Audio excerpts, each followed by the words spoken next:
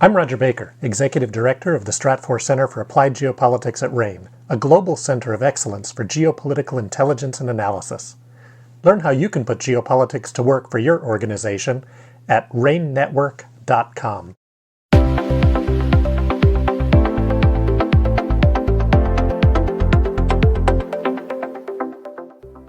Welcome to the Beyond COVID podcast from RANE Network. In this podcast series, David Lawrence, the founder of RANE, speaks with Dr. Fred Southwick, an infectious disease specialist at the University of Florida's College of Medicine, and Dr. Bill Lang, an expert in public health responses to biological incidents about the infectious disease landscape. Fred and Bill, once more, thank you for giving us your time, and I think it'll be an interesting conversation in light of some of the topics that have arisen over the last couple of weeks.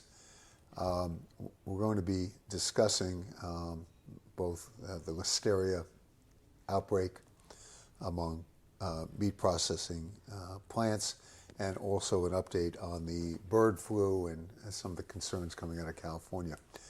Fred, I know Listeria is something you have focused on a great deal throughout your career. Maybe you can bring us up to date with what's happening and how people should be thinking about it. Sure, David. Listeria, I've actually studied Listeria for over 15 years. And this organism is somewhat unique among bacteria. It's a gram-positive rod, which is a unique in its actually appearance compared to most gram-positives.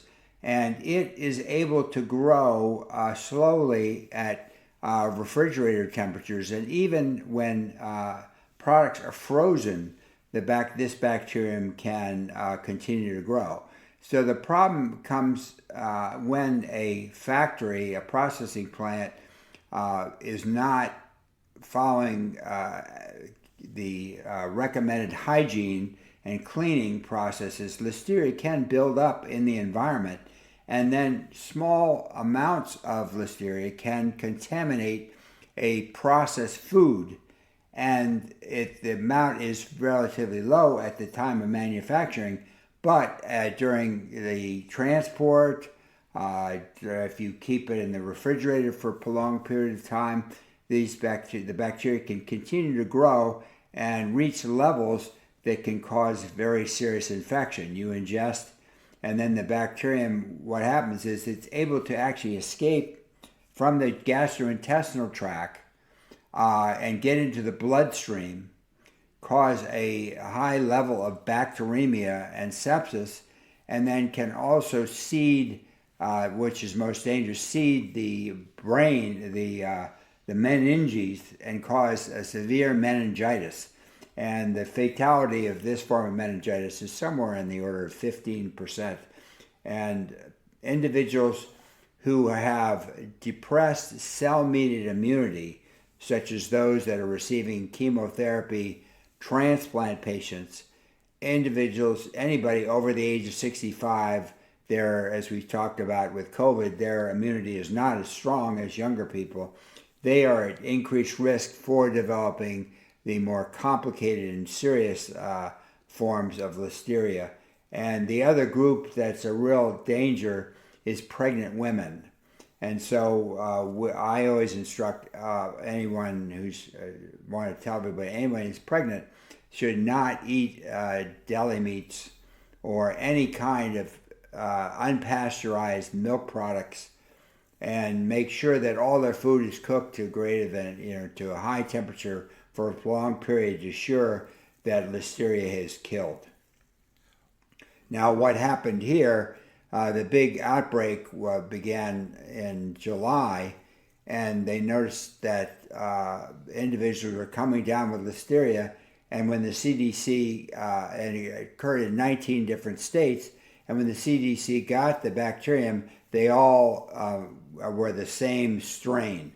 So that this meant that there was a common source, one site that was actually distributing foods to 19 different states.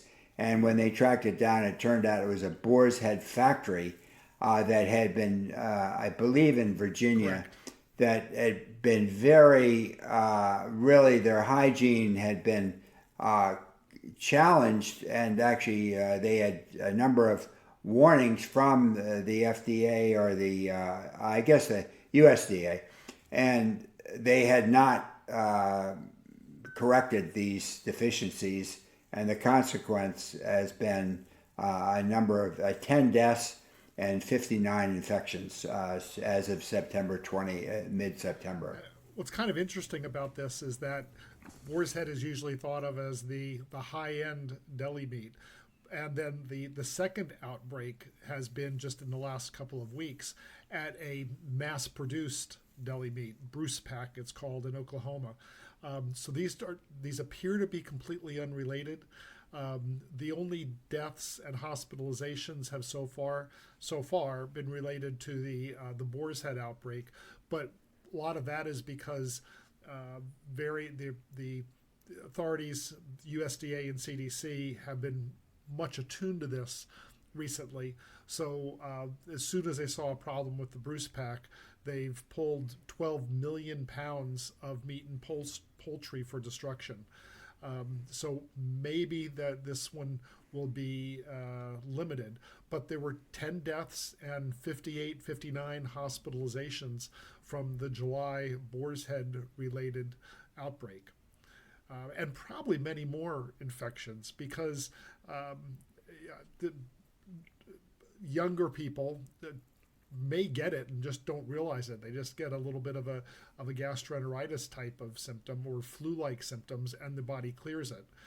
So there's probably affected many more, but we have these, the older people and very young too that can be affected. Although very young usually aren't eating deli meats, but that's the other risk group. So hopefully this may be past us, but Listeria is everywhere. So it's not like it's something that can ever be completely prevented. So let me just regroup with you guys because there are continued reports about contaminated meats and many of which may have been shipped to schools. I think just today, USA Today listed a couple hundred schools that may have been the recipients of this. What I'm hearing, Fred, your description, everyone has gotten some form of stomach virus, food poisoning, etc. Listeria is not just a simple stomach virus. It can be far more serious, far more complicated. And Bill, what I'm hearing from you is that it exists everywhere. Young people will get it and may just think of it as a stomach virus, stomach flu, whatever it is, maybe even food poisoning, but that this is a far more serious issue, particularly with the older population and particularly in light of some of the revelations that are coming out of the inspection of the Boar's Head factory and others. Is that a fair summary of your perspectives here?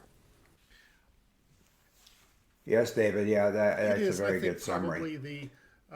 one of the take homes ought to be when people are going to keep eating deli meats, and that's why I eat deli meats. Most people eat deli meats, and if you do, you probably really should follow the use by date on the package.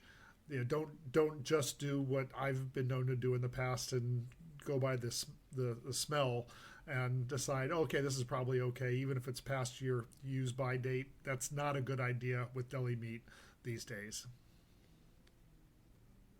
Yeah, I agree. Because of the ability of Listeria to grow in refrigerated foods, the longer you keep it, and it's generally recommended after you purchase it, 5 to 7 days is as long as you should keep it in the refrigerator. Okay, sounds like good common sense advice, Bill, and particularly not relying on the sniff test alone. Quick summary: should someone suspect that they have eaten, contaminated meats, that they're suffering from Listeria or something, what should they do? Well, because it is a very dangerous infection. If you have eaten deli meats within and the incubation period can be relatively long, up to 3 weeks. If you get if any hint of a fever and you're older, you're all immunocompromised, or if you're pregnant, that I think is a warning, and you should probably seek medical attention if you have a fever. The GI tract symptoms can be relatively vague, and it's only when you get and usually fever in the setting of Listeria it's getting into the bloodstream. So I think that fever is a very important tip off for you. If you get to the point of headache, wow, you better get to the emergency room, because this infection can progress over 24 to 48 hours from a mild headache to a very severe headache, and it'll be the worst headache you've ever had. It'll be a generalized headache. You will then what happens is people's mental status deteriorates. In other words, they become confused, then they become lethargic, and then they can go into coma. At the point of coma, the likelihood of survival drops dramatically. So if you get a headache, you have fever, and you've been eating deli meats, you should definitely seek medical attention immediately and not wait. The good news is antibiotics are very effective if you get to the hospital and get that treatment. So, and you really cannot delay in this circumstance. It's rare, as we've seen here, but rare is only rare if it doesn't happen to you. Just a couple of practical notes. Most younger people, young adults, and I put young adults under 60 to 65ish, are probably not going to have a problem with this unless you happen to have an overwhelming dose. But if you do end up going into seek medical care, as Fred discussed, don't expect an immediate diagnosis, because diagnosis is firm diagnosis is only based on the results of trying to grow the organism out of blood, and that takes a couple of days. But a treatment decision, at least initially, will be made based on your history and your symptoms. Yeah, good point, Bill. And if you have a severe headache, then the way you make the diagnosis of meningitis is you have to perform a lumbar puncture. And that should be performed if you've got a severe headache and fever and you've been eating deli meats. I think that's important, another important point. And if what would happen is if you do a lumbar puncture and it's due to Listeria, you may actually see the organism on gram stain under the microscope, and you will see a large number of cells. And it's called Listeria monocytogenes because unlike other forms of bacterial meningitis, usually have a predominance of acute inflammation neutrophils, while Listeria can have a mixture of neutrophils and monocytes, and that's the only bacterial organism that gives you that mix. And so that would be another tip-off that you have Listeria. And if there are inflammatory cells in the CSF, you would immediately start high-dose intravenous antibiotics. So let me maybe square the circle, because there were close to a dozen deaths, maybe others that just haven't been reported yet. Bill, the point you're making that it does take time for blood tests to come back. Fred, you talk about some immediate tests. Everyone's had an experience waiting around in the emergency room, sometimes 6 to 8 hours to be seen. And so in light of what I'll refer to as the symptoms, in light of what somebody might have been eating, is there ever a situation where on a prophylactic basis a physician would prescribe these antibiotics even without the benefit of doing any getting the results of blood tests or doing essentially any physical examination? I would say no. you maybe without having the results back, but the tests should be done. This is the antibiotic stewardship issue, is too many times we're just firing away with antibiotics and not doing the appropriate tests to ensure that we know what we're doing. You may not have the firm diagnosis when you do it, but if the clinical diagnosis is there, then because of the way that this could progress, it's worth treating. But then if all the tests come back negative, you can consider stopping the treatment.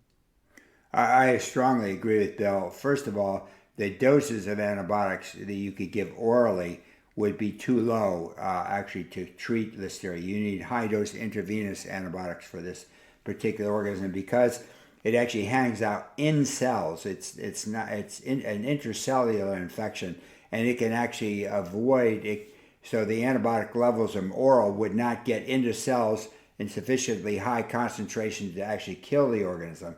It's quite difficult actually to treat. So if you're thinking Listeria, you have to go to the emergency room, period. Okay, great advice. Switching topics, going out to the left coast, California officials have been reporting increased discoveries of avian flu involving livestock, expressed concern amongst farm workers, what they might end up catching, and the notion of the avian flu merging with more traditional flu virus.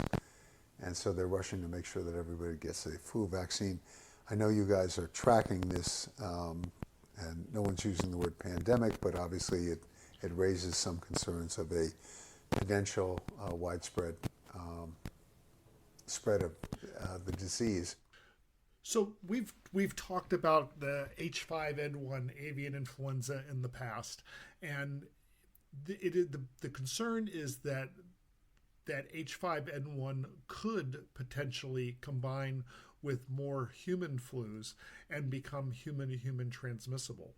That has not happened. It's happened in the past, but it has not happened recently. There is no human-to-human transmission of avian flu right now. The problem is, however, that amongst others, the largest producer of fresh eggs in the United States has detected H5N1 in its flocks.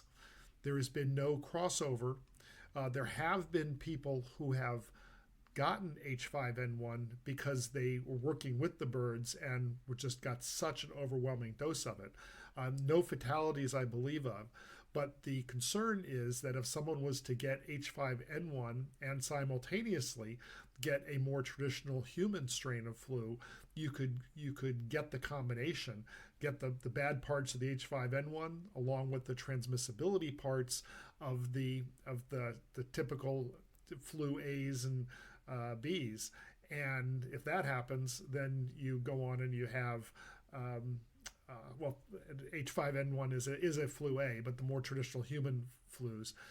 But if that happens, then you could have a global outbreak, and that's what people are worried about. It's not that there is an outbreak. It's not that people are worried that there's any degree of pandemic occurring. It's just that it could happen. So that's why we're watching very, very closely. Fortunately, the vaccine probably could be made fairly rapidly. But when if you end up having to talk about billions of doses, well, that gets to be difficult just in terms of the manufacturing. So that's why we're always watching so very carefully for every year for the potential for H5N1 to mutate or combine with a human flu strain and become pandemic or at least epidemic.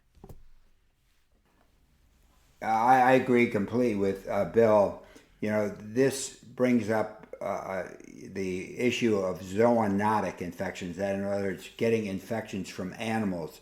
And that's what happened. It's highly likely the COVID-19 outbreak was initially the virus contracted in a live animal market in all likelihood. And when you've got people working around chickens that have the avian influenza, there is the risk of it's spreading to humans, as has happened. And as Bill said, if that individual also happens to get the standard human influenza that's starting to become prevalent, then there could be a recombination event, and then we could see a massive outbreak, which could be on the order of COVID-19, although it won't be quite the infectiousness of the influenza is less than the SARS-CoV-2. But I think it is a concern, and the good news is they really are monitoring the animals very, very closely in a way I don't remember. Bill, has that been that kind of monitoring in the past? I think there's always been some monitoring, but yeah, people are worried about it, so they're being very careful about it. And for the most part, there's been a lot of automation of these mega coops. That's helpful, but the workers, and they're putting the workers in Tyvek suits and goggles and respirators. So hopefully that will reduce the risk that this combination event could ever occur, and protect the workers too. Yeah, I think that's really important. The aerosol issue. I was just reading a book about the whole issue. As you remember, with COVID-19, initially everybody said, "Oh, it's just droplets and not aerosol." But now the aerosol science is very well understood, and it's likely that influenza, to some extent as well, may have some aerosol. So I think it's important that the workers wear masks, and really a respirator mask, as Bill was mentioning, rather than a routine surgical mask, because of this danger of aerosol, as probably in influenza to some extent also spreads that way. I don't know, Bill, what's your view on aerosol and influenza? Well, I think it definitely happens. It's just that it's primarily found in the larger particles, so that most people get it through the larger particles, and it's probably the infectious dose that is required is higher for the influenza than it is for COVID. So even if it's aerosolized, you're gonna have a harder time getting that infectious dose. If you're getting it on particles, however, one particle can very easily carry enough virus to reach that infectious dose threshold.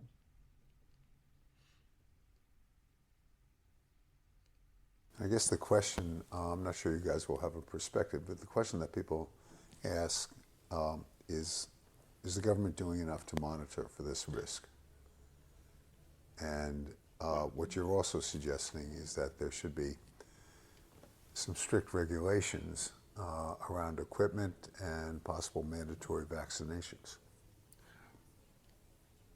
Well, I think that we are seeing lots of monitoring.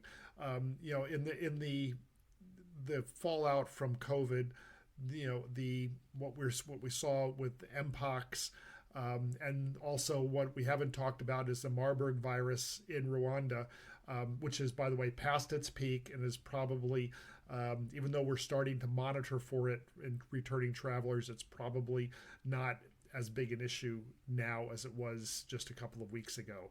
But for all of those things, we are having increased monitoring globally, especially in the U.S. and especially in high-risk environments such as industrial chicken operations. Yeah, I've been impressed that the CDC is back to its prior status, and that it's on top of all these things. And they're, as far as I know, Bill would be better able to assess this, but I think we're not getting surprises. The CDC is the first to to raise the alarms, and I think that's really a good thing. That it's back to its highly functional status that it was prior to the COVID-19 outbreak. Well, I think it's in many ways it's getting back to its knitting. It's focused on disease control, disease surveillance and control, support for local health departments and local physicians, and trying to stay out of the politics of healthcare much more than it did. And let's hope it stays out of the politics. Yes. Okay. And so implicit of what you're saying is people should continue to keep an eye on the CDC postings in this area. And obviously they are reliant in part, I assume, on the Department of Agriculture and the mandatory reporting of the various farm facilities. Mandatory testing and reporting. Yeah, and reporting. Yep. Okay. All right.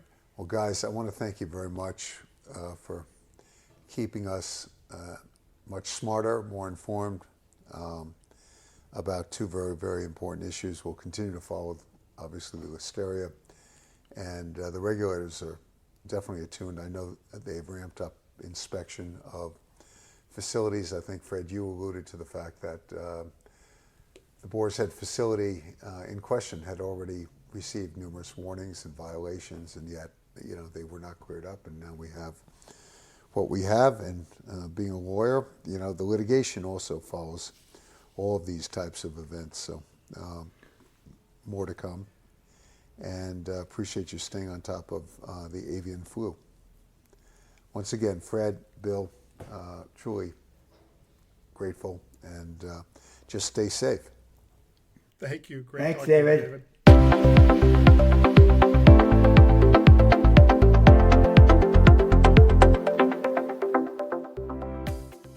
This was the latest installment of the Beyond COVID podcast from RANE Network.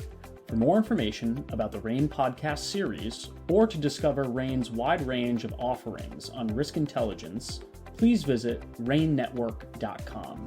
That's RANE network.com. Thank you for listening.